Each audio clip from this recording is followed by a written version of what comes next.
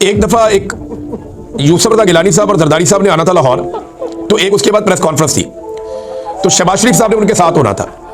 तो एक सवाल लिखकर ना वो सवाल दे रहे थे सहाफ़ियों को कि आपने ये सवाल पूछना है, ये सवाल पूछना है, ये सवाल पूछना है, और ये सवाल दे रहे थे शहबाज शरीफ के बंदे, क्योंकि वो चाहते थे कि जरदारी साहब से और गिलानी साहब से कुछ सवाल किए जाएं।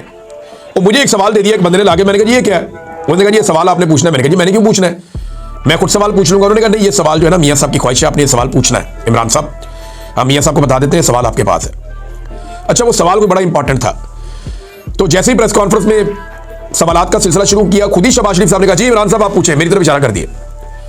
मैंने वो पर्ची जेब में रखी हुई थी, मैंने कोई और सवाल कर दिया, जो सवाल मेरा बनता था मैंने वो पूछ लिया।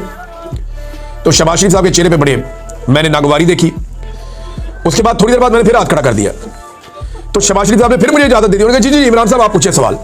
उन्हें लगा सवाल पूछेगा, मैंने फिर कोई और सवाल कर दिया। तो मुझे मजा आना शुरू हो गया। मैंने कहा यार देखो कितना मजा आ रहा है, एक सवाल आप प्रेस कॉन्फ्रेंस में नहीं पूछ सकते। मैंने 2 दफा हाथ खड़ा किया, दोनों दफा ही मेरा सवाल हो गया। मैंने तीसरी दफा वो एक कागज हाथ में पकड़ के फिर हाथ खड़ा कर दिया।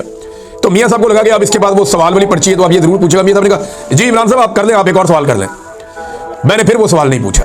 उसके बाद ना मुझे काफी, वो जो बंदा था मियाँ साहब का, वो आया बाद में, उसने मुझे कहा जी आपने सवाल नहीं किया। मैंने कहा जी मैं क्यों करूँ सवाल, मैं अपना सवाल खुद कर सकता हूँ।